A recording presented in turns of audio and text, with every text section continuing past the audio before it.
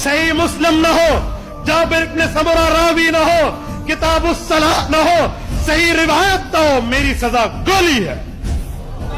लेकिन हदीस हो, सही हो, पैगंबर का सहाबी जाबिर इब्न समुरा रावी हो तो फिर मानना। इसका जवाब क्या देते हैं? इमाम नबवी ने फरमाया था ये रिवायत तो सलाम वाले रफुल यदैन पे है। मैंने कहा तुम कहते हो अल्लाह अल्लाह रसूल की मानेंगे, किसी और की नहीं। इमाम नबवी अल्लाह अल्लाह का रसूल है। अल मुतवफ़्फ़ा 776 हिजरी बात करते हो।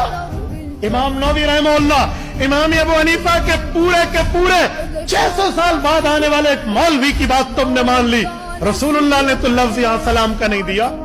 यहां सलाम वाली रिवायत दूसरी है, मुकम्मल नमाज वाली रिवायत अलग है। अच्छा, बात माननी थी इमाम नबवी की, तो इमाम नबवी ने तो सहाबा को देखा भी नहीं है। जिसने देखा है वो पैगंबर का सहाबा का शागिर्द अबू हनीफा है, उसकी मान लेते। अगर उम्मती की माननी थी उसकी मान लेते। थोड़ा सा गुजारा मुल्ला अली कारी रहमहुल्लाह ने इसी जगह पे लिखा है, रवाहु मुस्लिम व युफीदुन नस्र।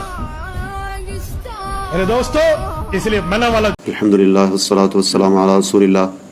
आज हम आपके सामने रसूलुल्लाह सल्लल्लाहु अलैहि वसल्लम की एक प्यारी सुन्नत, रुकू जाते और रुकू से उठते वक्त रफ़ुल यदैन करना, यानी हाथों को अपने कंधों या कानों तक उठाना, उसके बारे में बताएंगे। इस बारे में हमारा ये दावा है कि नबी करीम रऊफ़ुर रहीम अलैहिस्सलावातु वत्तस्लीमात ने नमाज शुरू करते वक्त, रुकू में जाते वक्त और रुकू से उठते वक्त और 2 रकत पढ़कर उठते वक्त रफ़ुल यदैन किया है। और इसको छोड़ देना किसी मौका पर और इसको मनसूख कर देना मुस्तकिल तौर पर, ये रसूलुल्लाह सल्लल्लाहु अलैहि वसल्लम से क़त्अन साबित नहीं है। लेकिन कुछ लोगों ने तक़लीद परस्ती की रवश की वजह से और एक ख़ास मसलक की तर्जुमानी और वकालत की वजह से, छे जाए कि वो हदीस की वकालत करते, अल्लाह के रसूल की सुन्नत की वकालत करते सल्लल्लाहु अलैहि वसल्लम, उन्होंने हनफियत की वकालत करते हुए रसूलुल्लाह सल्लल्लाहु अलैहि वसल्लम की इस सुन्नत को मनसूख साबित करने की कोशिश की है। दलील उन्होंने क्या पेश की है? कहते हैं सही मुस्लिम में है कि रसूलुल्लाह सल्लल्लाहु अलैहि वसल्लम ने अपने साथियों से कहा था, सहाबाए किराम से एक दफ़ा, कि माली अराकुम राफ़िई ऐदीकुम कअन्नहा अदनाब खैलिन शुम्सिन उस्कुनु फिस्सलाह। मैं तुम्हें देख रहा हूँ, तुम नमाज में हाथ ऐसे उठाते हो जैसे शरीर घोड़ों की दुमें होती हैं। नमाज में सुकून किया करो, कोई हरकत ना किया करो।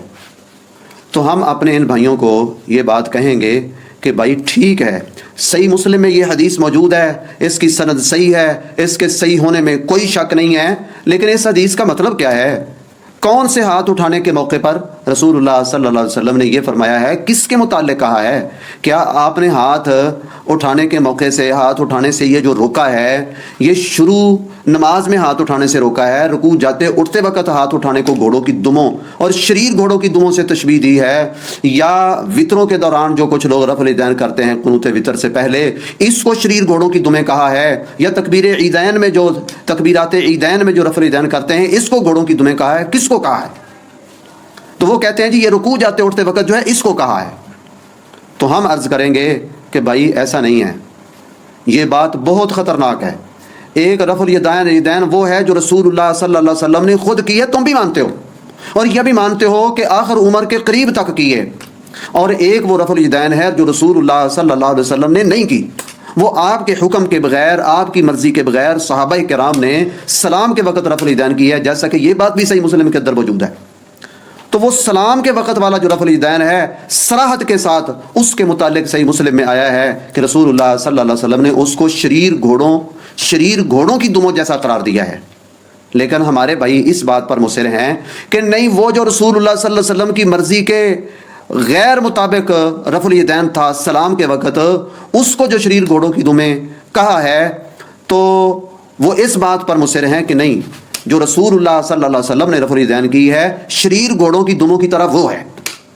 जो इसके अलावा लोग अपनी मर्जी से करते हैं, खा किसी ने सलाम के वक़्त किया है, तकबीरात ईदैन में ये जो लोग करते हैं या कुनूत वितर में करते हैं, ये शरीर घोड़ों की दुमों की तरह नहीं है।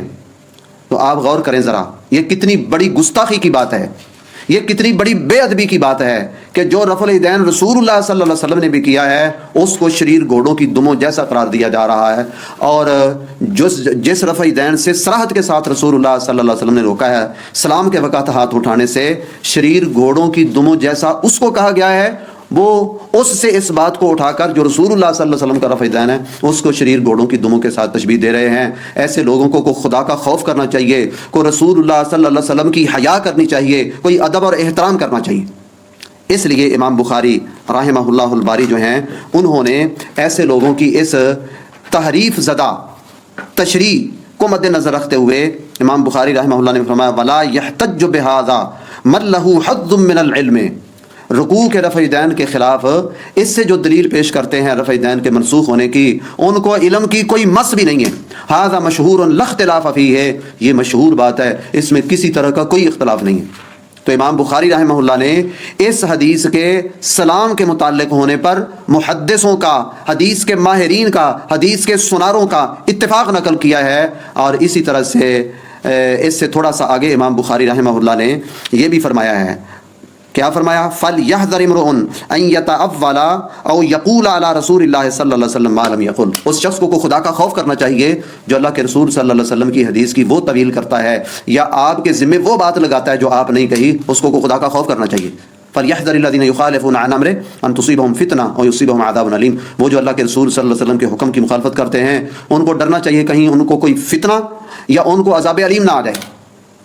اور اسی تحریف زدہ مفہوم سے چین بے جبیں ہوتے ہوئے امام حافظ نووی رحمۃ اللہ علیہ نے، جس کے متعلق مفتی صاحب کہہ رہے ہیں 776 ہجری کے متوفہ ہیں، غلط کہا ہے مفتی صاحب آپ نے، وہ 676 ہجری کے متوفہ ہیں، تو انہوں نے بھی اس پر یہ بات کہی کہ جو لوگ اس حدیث کو رکوع والے رفع الیدین پر اتنی وضاحت کے باوجود کمال گستاخی کرتے ہوئے فٹ کرتے ہیں، نووی نے ان کے بارے میں یہ فرمایا کہ ان کو علم کی کوئی مس نہیں، وہ بدترین جہالت کے اندر مبتلا ہیں۔ اسی طرح حافظ ابن الملقن رحمہ اللہ نے بھی یہی بات کہی، من اقبح انواع الجہالت، جہالت کی بدترین قبیح ترین اقسام میں سے ہے کہ جابر بن سامرہ کی شریر گھوڑوں کی دموں والی اس حدیث کو رکوع والے رفع الیدین کی ممانت پر فٹ کیا جائے، یہ جہالت کی بدترین قسموں میں سے ہے۔ اور اس دھاندلی کا اور اس سینہ زوری کا اور اس حدیث کی تحریف کا پوسٹ مارٹم صرف اہل الحق علماء نے ہی نہیں کیا، بلکہ احناف میں سے بھی کئی ایک اہل العلم نے اپنے حنفی بھائیوں کو سمجھانے کی کوشش کی کہ کوئی عقل کے ناخن لو۔